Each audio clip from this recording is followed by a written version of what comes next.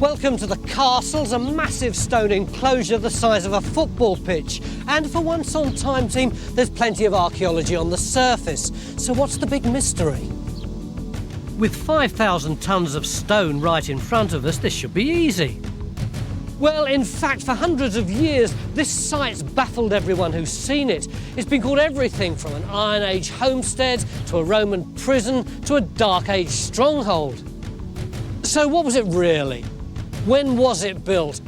And who was the king of the castles? We've only got 3 days. Is that enough time to find out?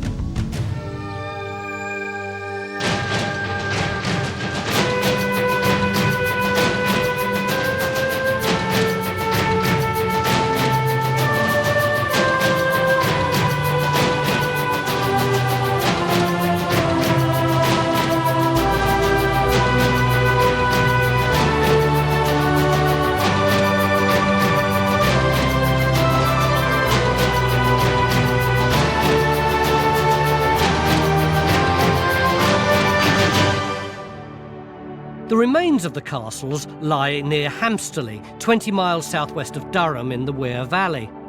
Sitting on the side of a hill in a sheep farm, the site's a huge dry stone enclosure measuring approximately 70 by 90 metres. Now overgrown with trees, its crumbling walls still form a monumental structure. But even so, no one knows what it is or when it was built. Do we know anything about this site? Well, the first mention of the site is the 1760 estate map, where it's called the Castles. It's kept that name since that time. About 100 years ago, a local antiquarian excavated the site, and I did a survey a few years back. And neither the antiquarian excavations nor my own survey were able to provide a good date for the site, so it's something of a bit of a mystery. But this is a sheep farm. Why couldn't it just be a sheep pen? It's a bit elaborate for a sheep pen. A massive structure to hold a few sheep in. So what do we do, Phil? Well, I mean, basically we've got to try and find out what the function is and what the date is. And there's 3 actual places that we can attack. Firstly, there's a ditch that runs all the way round. Now, that ditch might have environmental evidence that will give us some idea. Secondly, we want to target the wall itself and, if possible, the old ground surface that's sealed underneath the wall. Thirdly, we've got the interior, if geophysics can give us any targets. So the team stormed the castles, with our environmental archaeologist Emma beginning to core the enclosure ditch.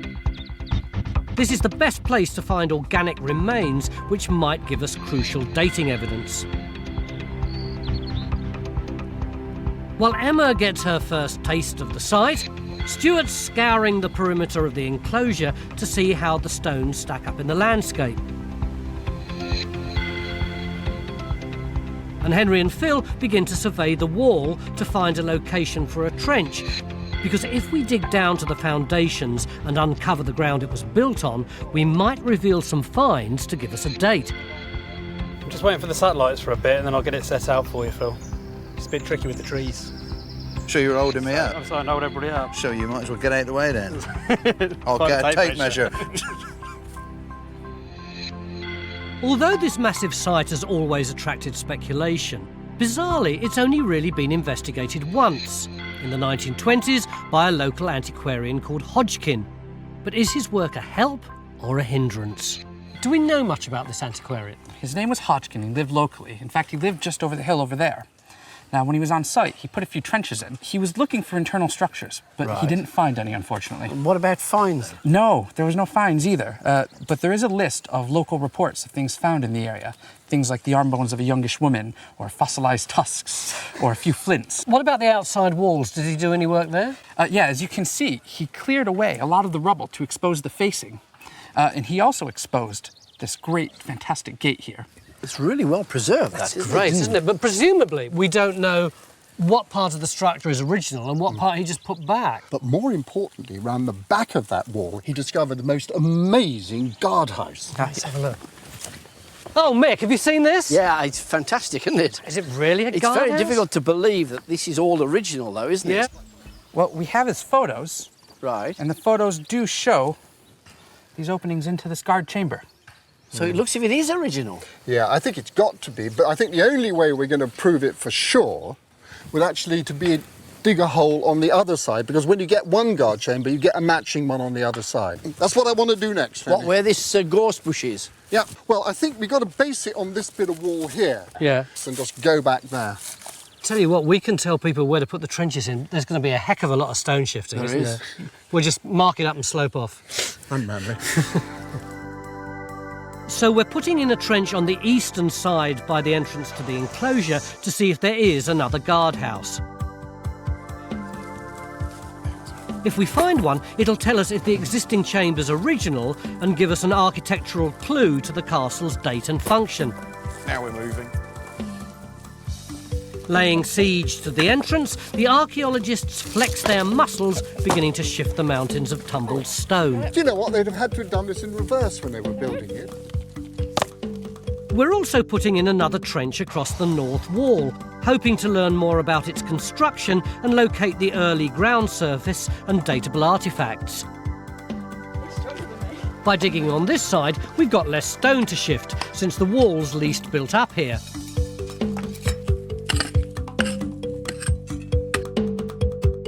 Surrounded by trees and gorse, Geophys is stuck between a rock and a hard place. So John's hooked up with Frank the farmer to tap into his local knowledge and see if he can narrow down a target. But there's evidence of ridge and furrow ploughing from the past in here. Well, I would say the ridge and furrow would be done in the 1800s. They've left this area in the middle. I would say the reason they have left it was because they've obviously hit an obstruction. In Hodgkin's report, he claimed that they dumped stones in the central area here when they'd cleared it because it was so wet. But if you're clearing land, you wouldn't put your stones right in the middle. You'd go to the side. You go to the periphery, especially when you've got all this area to dump your stones on. So this could be a good target for us to look at in the first instance. I would say it definitely does need looking at, yes. John begins to geophys the interior to find evidence of internal structures. Since working out a date's one thing, but understanding its function is even more of a challenge. In the entrance, we're trying to discover if there's a second guard chamber. But since the castle's is basically a massive dry stone wall, it's hard to tell fallen rubble from standing remains. Does it have had any kind of bonding material at all? Well, sometimes with these dry stone structures, they used to put clay bonding, almost like a putty in between the stones, but it washes out with the rain. I think you're still in rubble there, actually, Matt. The longer we're here, the more of a mystery this place seems to be. It's one of County Durham's least understood sites. What are the stories about it? In the 1st century, this area was occupied by the tribe of the Brigantes, and their relations with the Romans were quite turbulent at times, and the theory goes that the castles could have been a refuge when they were defeated in a major battle near their main base near Stanwick. What else? Another one is it was a Roman penal colony where slaves working in neighbouring lead mines were kept. Now, both of these suggestions are theoretically possible. We're not that far from Stanwick, and there are lead deposits in the area, but there's no real evidence for either. So it's one of those things where people tell a story about a place, and after a while everyone just believes it. Yes, it's sort of fiction becoming fact, or speculation becoming fact. The castles is steeped in legend, but this just increases our challenge to separate the fiction from the facts. So what about the idea that it's Roman then? I actually don't think I buy it, because although we've got a very good Roman military context 30 miles south of Hadrian's Wall, just off the main Roman penetration route, Deer Street, the fact is it's off the road system. What about something later than Roman then? We know that sites such as Birdoswald and Binchester carried on being occupied as fortified places in the sub-Roman period, but of course excavation in this part of the world has tended to focus on Roman forts, so that's where we found it. So if there were sub-Roman sites that weren't Roman military to start with, and ours was one of them, we wouldn't really know about those. We wouldn't have excavated them, no. What about the earlier period then? One thing is quite clear, that you do get prehistoric sites which are rectangular in shape, with a ditch and bank round them, with a single entrance, just like you've got here at the castles. There is no reason at all this couldn't start off life in the prehistoric period. It might have later occupation within it through the Roman period and so on. But these enclosures could easily be of a type that had been occupied from the mid-Iron Age onwards. So it sounds as if it would actually be quite useful if you compared our site with as many sites like that in the region. That would probably help us, wouldn't it? It would, because one of the things we have found out looking at these sites is they have similarity of location, where they occur in relation to high ground and low ground, river courses and so on. So the more information we can build up and compare how our sites compare with those we do know about, the more we'll be able to give it its date and its context. So put your hat on with the GPS in it so we know where you are. On the north side, things are progressing well. Phil and Faye have revealed a face of the wall and are investigating whether they've reached the foundations and the original ground surface. As we lift the stones in the entrance to the east, the archaeology is increasingly complicated. Ian, when we laid this trench out this morning, we put it around this bit of wall because this lines up with that, and we thought that that had to be genuine. But now you've been looking at the photographs and have been getting me a bit worried. The interesting thing is this big stone that we have down at the bottom of the trench, which is currently lying flat. I think what's been happening is I think maybe this edge here is an edge to receive that stone. It's projecting slightly into the entrance corridor so that you can rest a timber gate of some form against it. So you'd have had a gate up against that stone. But then what would you have had? I mean, if you've got attackers, what would you have had to stop them knocking the gate backwards? One possibility is over here, where we've got this. And this looks very much like some kind of bar hole feature that's been deliberately built into the wall to receive a pretty substantial kind of piece of timber, which you would use to secure a timber door. Okay? Right. Problem is, it doesn't quite line up. It's No, not quite in the right place. Untangling the gateway isn't our only challenge. The site's produced no finds yet, and that's why Emma's environmental survey is going to be crucial. Emma? Hi, Tony. Why is it so important to do environmental archaeology on this site? Well, as this site is potentially aceramic, environmental archaeology will probably provide us with the best dating evidence that we're going to find through radiocarbon dating, which hopefully we'll get from seeds or other bits of organic remains that have sort of been preserved in these deposits. What have you got here so far? Unfortunately, I've found 3 metres of not a loss. I've got this very, very sort of fine, almost alluvial, what we'd expect to find in a floodplain, quite a way above the actual river itself. It's a bit of a conundrum, actually. It's very unusual. When you take this out of the corer, you eat it, don't you? Yes, I do. Why? To find out what component of sand there is and what component of sort of finer grained sediment like silts and clays there are. And we can sort of get an idea of the ratios of sand and sort of silt and clay from eating it. What's it taste like? Not very pleasant, actually. But does that enable you to say how it might have been deposited because of the ratios of the... Yes, it does. Basically, if it was sort of relatively fast-flowing water, we'd expect to find a sandy element. But this is very, very fine-grained, so that perhaps suggests it was either standing or very, very slow-moving. It's very, very unusual. So what do you do next? Well, what I'm going to do is, unfortunately, because this isn't providing the evidence that we need, I'm going to move to other areas of the site and see what we can find there. As Emma moves inside to find organic evidence, we've also begun to lay siege to the southern wall with a third trench. Since it's more built up here, this will increase our chances of revealing a well-preserved section of wall. One thing's for sure, it's going to be a mammoth job. We're hoping that this trench will give us an indication of the wall's original dimensions and how it was constructed. But at the north wall, with less stone to shift, Phil and Faye are well ahead of the game. Are we getting anywhere with this trench? I think we are, actually. Right. We've just started to hit a different surface or a different layer, so it's a lot more compact. So I think actually it's beginning to get quite exciting. Is that the old ground surface then? And it's a difficult one to call. See, the surprising thing is, you see we've only got 1, 2, 3, 4, 5 courses of wall. If I push my trowel in there, it doesn't look to be another course there. Right. So down there, where you've got these massive walls standing metres high, there doesn't seem to have been represented here. It looks maybe as though it's been robbed away. But what is the big problem, of course, is trying to establish whether the wall is standing on an old ground surface or whether it's been cut into an old ground surface. We just don't know. So what are you going to do with this now?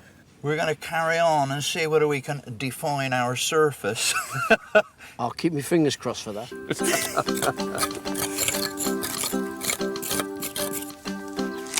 It's nearly end of day one, and as work continues on the walls, we're also clearing the interior to enable geophys to survey inside to see if they can find evidence of settlement. Have we got a guardhouse, Francis? No, we don't, Tony, and we can be reasonably certain about that, and it's taken us all afternoon to sort it out. And the answer lies in these ancient photos that Ian's got. Yeah, I mean, basically, it comes down to this large stone here. We can see from this photo, which was taken in the 1920s, that this stone would have been upright.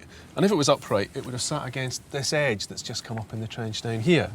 Now, that means that this edge, which previously we were pretty confident about, is completely fake. It's been rebuilt. But this is a huge stone, isn't it? There's nothing else like it on the site. If you're saying it's standing up like that, that implies something rather more than a domestic dwelling or something. It looks like defence to me.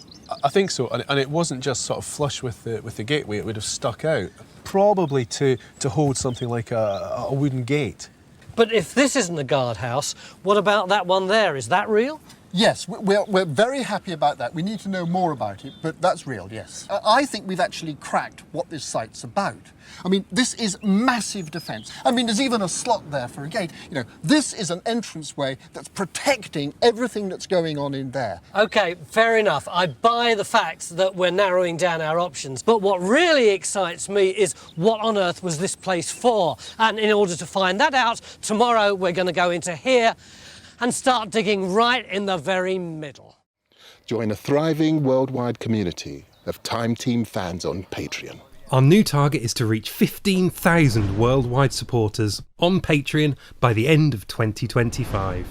This will enable us to continue expanding the Time Team world with more digs and greater access than ever before. Beginning of day two here at the castles in County Durham, and we're surrounded by this massive stone structure, which is a real archaeological mystery. Yesterday we investigated the outside walls, but if we want to know what this place was and how old it is, then we're going to have to explore the middle, aren't we? How's the geophys going? Well, now we've cleared all the gorse, it's been a bit easier. And look, we've got hints of structures. Up on the platform there, you can see there may well be a stone structure there. So, I mean, I'd like to have a look at that. Yeah, but we probably ought to put a 3x2 or something over just to see what that is, because it does overlook the site, doesn't it? But the point is, what it's not doing is getting us into the middle.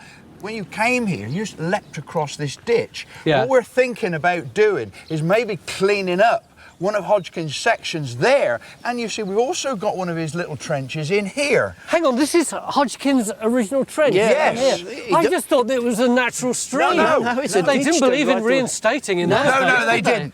So what we could do is clean up some sections in those. We can actually learn firsthand at whether or not he actually found anything in the middle of the enclosure. So we can look in there and we can look in there. This is another one at the back.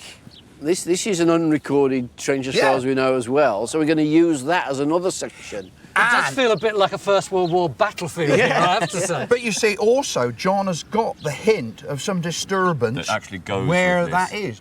Aren't you worried that we're getting overstretched because we've got people working all the way around the perimeter? I think we're okay on that. You happy to get on? Yeah, of course I am. I was trying to look after your interests. First time for everything. So John's results have given us a target for the interior. Our first hint of a structure, which not only might help us date the site, but also tell us what it was used for. Yesterday we concentrated all our efforts on the exterior walls so that we could understand when and how they were built.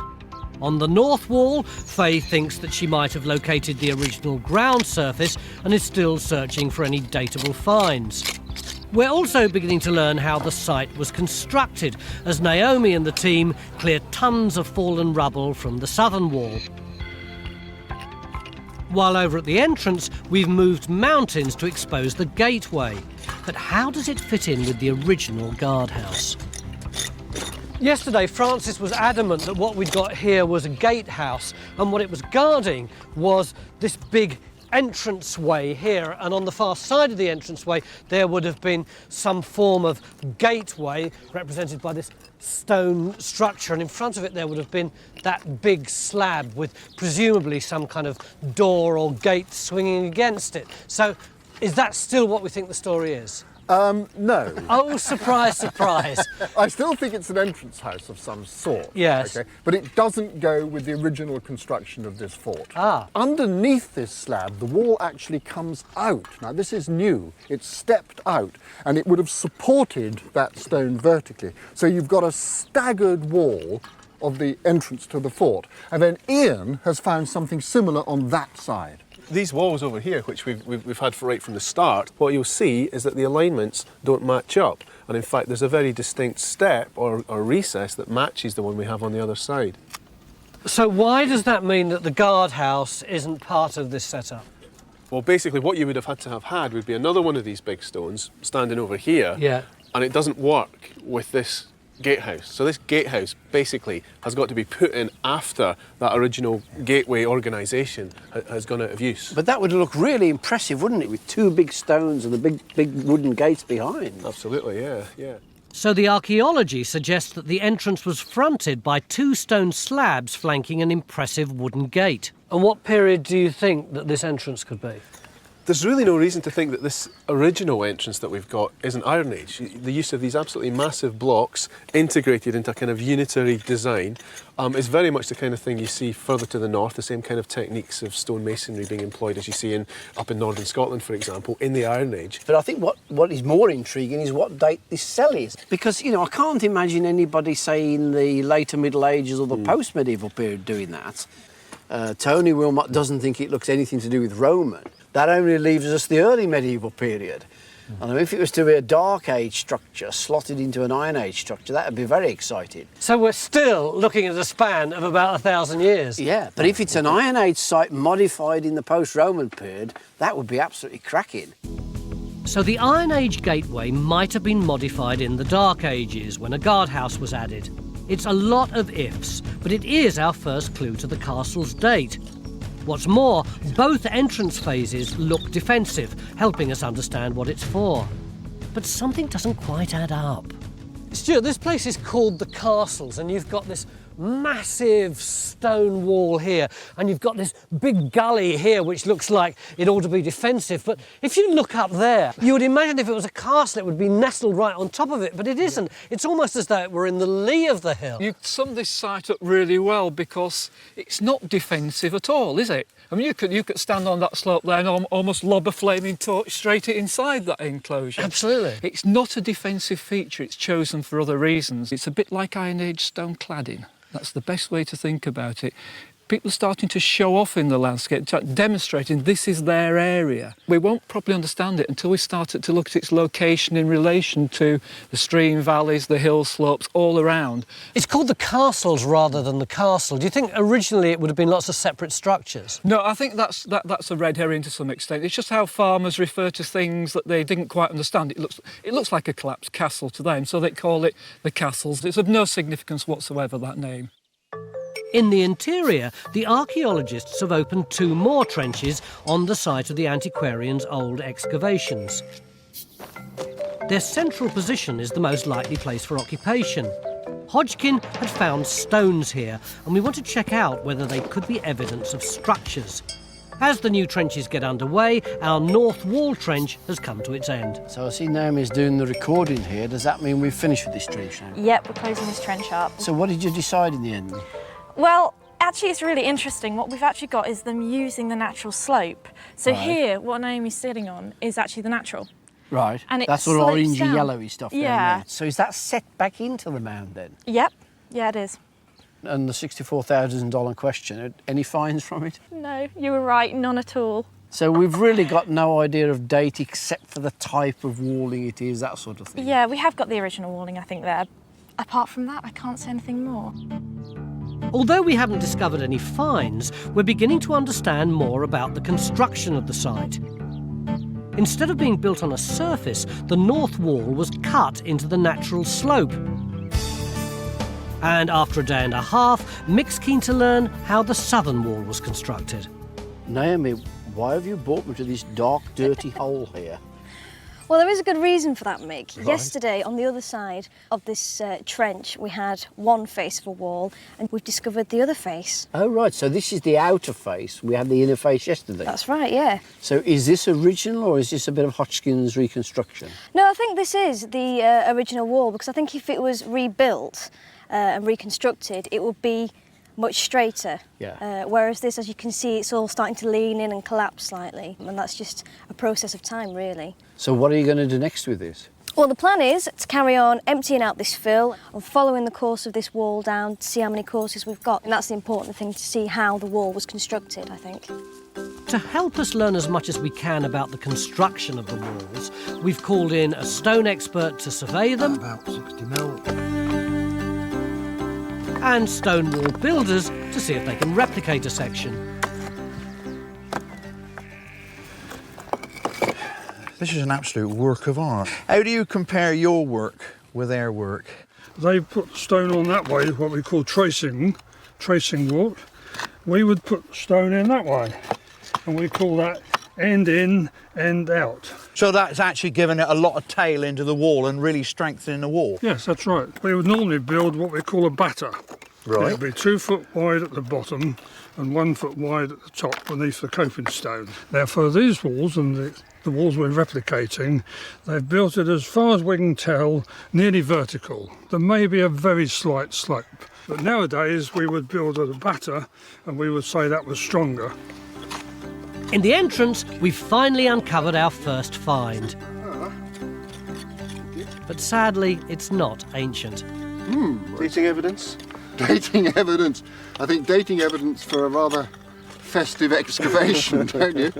What would you say? Port or Madeira? Oh, something like that, isn't it? Yeah. Why did we put this trench in? Well, this is slap bang in the middle of that big geophysical anomaly that John picked up. And we actually positioned the trench so that we thought there was going to be a wall line going slap bang through the middle there. I can't see a wall line. No, it doesn't look like there's anything here. What about the trench down there? Yeah, well, come down and have a look at it. Well, there doesn't seem to be much more in this one. Well, you see, the idea of putting this one in is working on the assumption, as Francis said, here we are in an Iron Age enclosure. Where is the most likely place for the building to be? Now, if you look back through there, we are slap bang in line with the main entrance. And in fact, we are slap bang in the middle of the enclosure, which is the most likely place for the high status building. Now, if we assume that anybody but Mr. and Mrs. Clean and Tidy was living here, you'd expect to find some traces that they lived here. But we know there was ploughing here. Couldn't it be ploughed out? This trench is placed on a ridge, so the archaeology is more likely to be preserved underneath it, and the furrows are on either side. In nearly 6,000 square metres of enclosure, we still haven't found any dating evidence. So have things finally hit rock bottom? Let me give you some figures. Length of the perimeter of this wall, 320 metres. Right. Width of this wall, 5 metres. Right. Number of years it would have taken one man to carry all the stones to build this wall, 100 years. A very old and knackered man. Weight of all the stones in this wall, 5,000 tonnes. Yeah.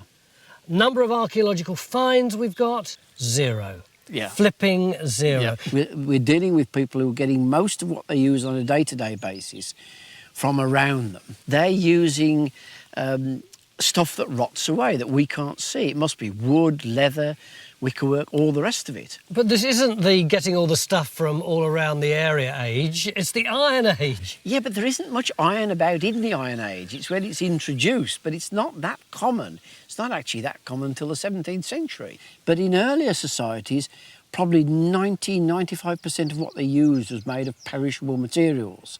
So is it a mistake to think of looking for finds at all? Should we be just clearing away all the rubble from this place, finding out what it really looked like, and then just comparing it with other sites and get a date that way? I think actually, in terms of a date, a more useful strategy is to try and find something in either the environmental samples or in the areas we're digging in the middle that's either waterlogged or carbonised, that's charcoal or something that we can get a radiocarbon date from. It's going to be that date that gets us into the particular period it's occupied. But that, again, is a long shot. very difficult for us to understand, but that's the reality of the archaeology of this site at that time. Afternoon of day 2, and with no internal structures or finds, the castles is still frustratingly mysterious. So we're throwing every means of investigation at the site. Emma's still coring, and we're opening another trench in the interior. But over at the southern wall, the archaeologists may have made some progress.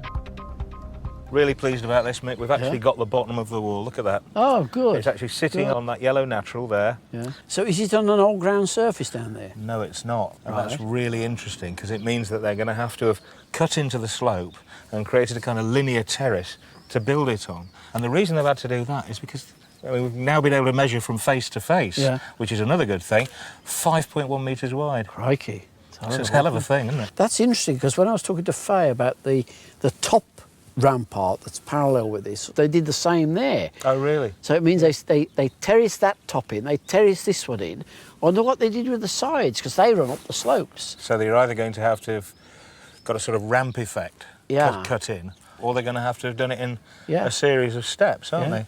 So still no date, but at least the archaeology is consistent. Both the northern and southern walls were built on terraces into the natural hill slope. It's just so frustrating we've got no idea what the walls were enclosing. Are you two seriously trying to tell me that that jumble of rubble at the bottom of that trench could actually be the first archaeology that we've got inside the structure? Well, I think it could be, Tony. The trouble is, those stones down there are actually inside Hodgkin's Trench, so we don't know whether there's something left there by him or whether it's the remains of a collapsed wall or something like that. But it's the closest thing we've got, I think, to archaeology in here. You wouldn't like to hazard a date? No. But tomorrow we'll Tomorrow we'll know. But that is the only evidence so far that we've got of any kind of occupation, isn't it? Not necessarily. Come and look at this trench over here. Because what we've got here is starting to emerge of features. Can you see the difference in colour in the soil? Oh yeah, is that some kind of edge there? That's right. It might be part of a curve, and in this central space is where we might expect the bigger hut circles, the bigger houses in the centre. The problem is we've only got a small area open. We need to expand it to see if we can pick up the edges of something. But if we're not going to get any pottery, what can we get that'll date it? Well, big roundhouses, in the middle of a monument facing across to the entranceway, they are as good as any dating evidence. It doesn't matter if there's no pottery, nothing, just those post holes and those gullies will date the site. Yeah. So does that mean that we're going to put your gateway and your guardhouse on hold for a bit? Oh, good heavens, no. No. I mean, we're down on the flagstones, and when we lift those flagstones, which we'll do tomorrow, any dating evidence will be sealed underneath them. So I think we've got everything to dig for over there tomorrow. It's been a really frustrating day today, but at last we've got stuff inside, we've got stuff outside. Is our story beginning to unfold? We'll know tomorrow. If you'd like to see more episodes like this, you can make it happen. Our new target is to reach 15,000 worldwide supporters on Patreon by the end of 2025. This will enable us to continue expanding the Time Team world. Enjoy front row seats for the greatest show on Earth and under it. Welcome back to this mysterious stone structure called the Castles here in County Durham. And after 2 really frustrating days, we're finally managing to sort out the guardhouse, the walls and the interior. Meanwhile, Emma's been eating dirt in a desperate attempt to sort out the environmental archaeology. I have indeed, Tony. And how have you been getting on? Up till end of day last night, not particularly well. But yesterday, at the very, very last moment, I found a piece of preserved wood, probably at a depth that we'd actually be quite interested in. Now, just that tiny piece there. What is it about this piece of wood then that's so significant? That piece of wood lets me know that there might be seeds and insects that I can use to sort of establish what was happening when this site was occupied. So what are you going to do with this now? I'm going to take it to the river and I'm going to process a sample and we'll see what we get. So, beginning of day 3, and finally we might be able to date the castles. While working with 6,000 tonnes of stone, it could be a few grams of organic material which will give us an answer.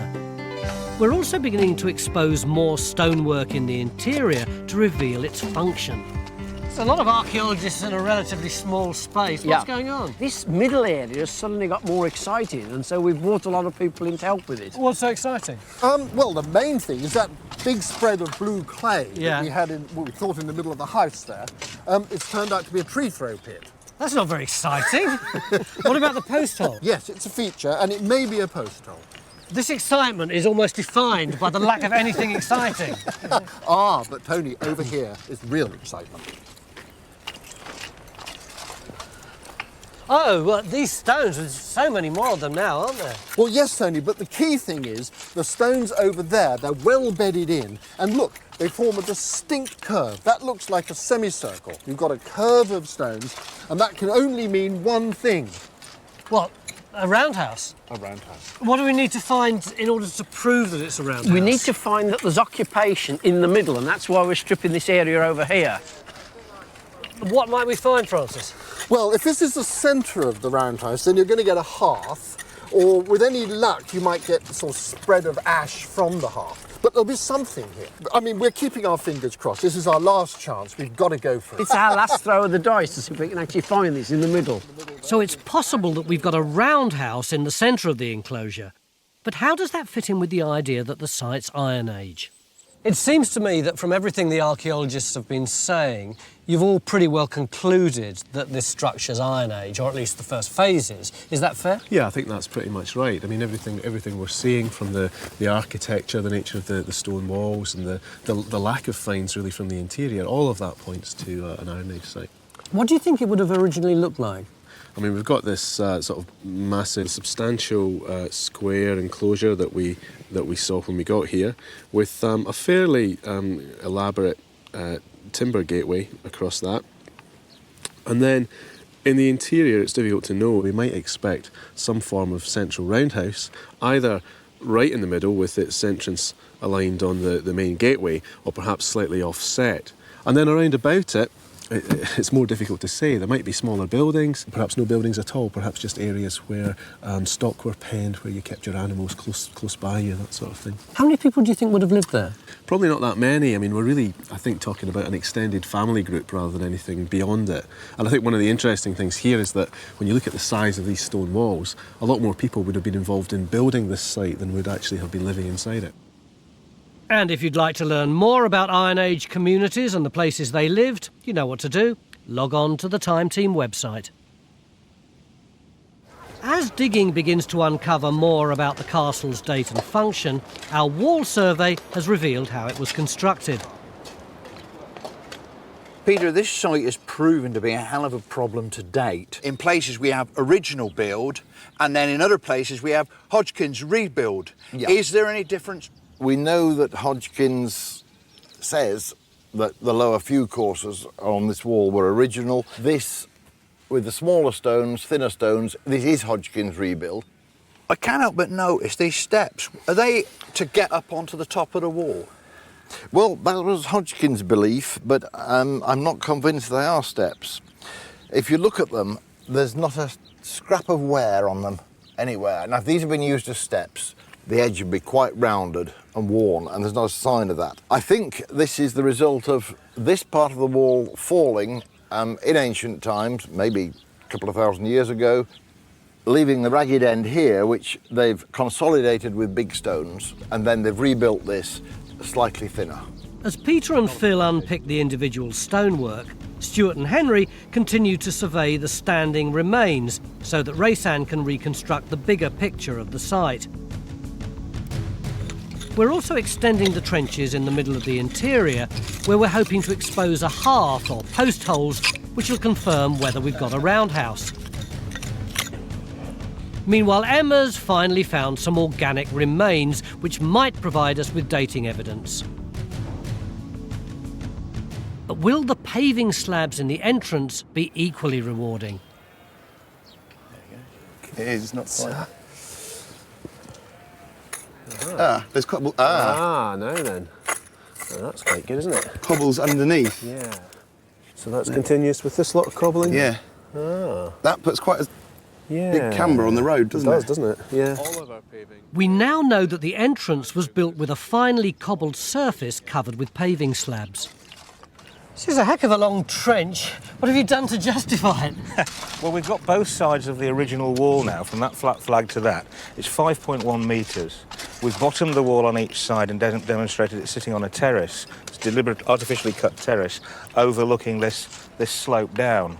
If we've got that edge there and that edge there, but then on top of that you've got all this rubble, doesn't that imply that originally the wall would have been much taller? Oh yeah, 5 metres wide width, just screams height to me. I mean, 3 metres wouldn't amaze me as an original height. And that, overlooking that valley, would look incredible from that far side. That's almost as tall as you. What have we got on this side? Well, Naomi's just putting in a little extension there. What's the extension for, Naomi? Well, Tony, as you can see, we've got these stones here. I know there's stones absolutely everywhere, but these stones are much flatter. They look much more purposeful as opposed to those tumbled, angular stones over there. So what are you going to do with them? Well, we want to take this back and just see if we've got something real. Don't those look rather like the ones that we found up there? Well, that's the whole point, really. The way they're pitched and the size of the stones, even in the material they're set in, they're pretty much exactly like the stuff in Faye's Trench up there. So do you think it could be something like the base of a roundhouse? Well, we're hoping so. Fingers crossed, yeah. We can only check it out, can't we? We can only hope, yes. After 2.5 days of struggling to find any evidence of occupation, we might have found not one, but 2 roundhouses within the enclosure. Our potential roundhouses fit in perfectly with our Iron Age model. But as digging continues in the interior, things are beginning to go pear-shaped. Yeah, that now looks like a bit of a bend at the end of a straight line of stones, doesn't it? It's not looking very roundhouse-like, more like a boat. Yeah, and also we've got more stones coming behind me. Yeah. So I think we've got quite a bit more work to do. All very well, but it's nearing the end of day 3 and there's still loads of work to do to confirm whether we've got our other roundhouse by the southern wall. Earlier on, our environmental archaeologist Emma got really excited about one patch of soggy earth down there. I have, absolutely. This is the best waterlogged deposit we've got from the site. It's going to have the seeds and the beetles in that I need to tell us what was going on in the enclosure. How do you know they're seeds and beetles from a long time ago? Why couldn't they just have dropped here in the last couple of years? Well, they're sealed by the topsoil and they're at the same sort of level as all the floors across the site. Would you like to see some? Yeah. There you go. And are there any seeds and beetles in here? There surely are. Would you like to see what I found? Yeah. Well, we got seeds that suggested that there's a lot of activity and disturbance in the enclosure, which could be humans or animals. But we also got beetles, and we've got a specific sort of beetle that's associated with accumulations of like quite nasty sort of waste associated with human habitation and dung and manure. So that's what this earth's made of? There's a good chance. Thank you for sharing it with me. No problem. Have it back. So, Francis, did we get this house then? Well, no, we didn't, Mick. We thought we'd get a hearth. We didn't get a hearth. We thought we'd get post holes. They're not post holes. But what we have got there are some plough marks which suggest that this house has been ploughed away, the centre of it. Right. But what we have got is over here, look. Yeah. So these are the stones, Mick, that we thought were part of the roundhouse. A lot cleaner now, isn't it? Well, it is. It's a lot cleaner, but as it's been cleaned up, we've seen that these stones are straight and form part of a rectangular building. Right. So it can't be Iron Age, I don't think. But at that end, it's cut by those furrows. So what date are they? 1780 was when this land was enclosed, so... Right, so a pre-18th century building, but not Roman or medieval, presumably? No. I think you're looking at something a little bit earlier than that, earlier than the medieval. You have that cell thing over there. Yeah. That might be Dark Age. So are we really thinking this is a Dark Age building? Well, because why it'd not? be a wow if it is. Well, it's a speculation, but it could be, couldn't it? So it looks as though any Iron Age roundhouse that might have been here has been ploughed away. And instead, we found a square, potentially Dark Age structure, which would have been contemporary with the Dark Age guardhouse at the entrance. Tony, you've been fettling away all day trying to sort out whether this is just a tumble of stones or whether it could be something to do with the Iron Age people we think lived here. Have you come to any conclusion yet? Yeah, I'm pretty sure it's structural now, Tony. Why do you say that? Well, the stones are nicely laid, they're nicely flat. They have exactly the same relationship to the underlying ground surface as does the main enclosure wall. They're just covered with this hill wash. But these stones here, they're not really flat, are they? No. That could be the wall which encloses these flat flagstones. So what do you think they might be? Well, we've got the geophysics just in this area. We've got a nice square edge on each side of it, just about under the polythene there, and a little way that way. So it's not a roundhouse? It's not a roundhouse, but it could be something like a stockyard, something like that, a sort of rectangular stockyard under the shelter of the wall. It's great that at last we've got some kind of structure inside our enclosure, isn't it? It's a real relief. It's absolutely great, isn't it? Although this roundhouse has also turned out to be square, we still believe it's Iron Age since it was built at the same time as the enclosure and was probably used as a cattle pen lying in the shelter of the wall. It's so frustrating, isn't it? 3 days digging and nowhere have we got a find or any kind of datable evidence from the site at all. Yeah, I mean, it is disappointing, but that isn't actually the only way we work. When you come to a site like this and work on a project like this, there's all sorts of other things you can use. The comparative size and shape of the site itself. You look at its position in the landscape and see if that tells you anything. And we've done that, and they've been very productive, haven't they? So we can say quite firmly, this is a late Iron Age enclosure. This is essentially a farmstead, a very elaborate one, but a farmstead probably of the late Iron Age period. Can we say any more than that? What we can say is where we've got evidence for this site in Northumberland at South Headon, where there seems to be a largely pastoral economy towards the end of the Iron Age, and that's quite important because we can then compare that with other sites where you find big enclosures but there's only a very small number of houses in them. What's all that other space used for? It seems to be because you need space to bring the animals in. They're your investment, that's your power base, as it were, in this bit of landscape within which they live. So our 3-day siege has brought us closer to untangling the age-old mystery of the castles. The enclosed farmstead was built in the Iron Age. Its 5-metre thick stone walls would have stood 3 metres high, and the eastern entrance was fronted by 2 massive stones flanking an impressive wooden gate. There would probably have been a large stone roundhouse positioned opposite the gate. Stone cattle enclosures were built in the shelter of the walls, which would have protected the livestock. Later in the Dark Ages, the gate was modified and a substantial guard chamber added. The central roundhouse was replaced by a square building. This is our best bet for a building, but what strikes me is the contrast between the massive presence of this monument in the landscape and the few fragments of evidence we've got for the people who lived here. Even though I'm standing right by something they built, the only things that we've found that have got anything to do with the people are these tiny bits of beetle. This monumental structure has been an enigma for centuries, but by pulling together a team of experts, from archaeologists to stone wall builders, we're at last clearly beginning to see its identity, even if the identity of the people who actually lived here remains tantalisingly just out of reach.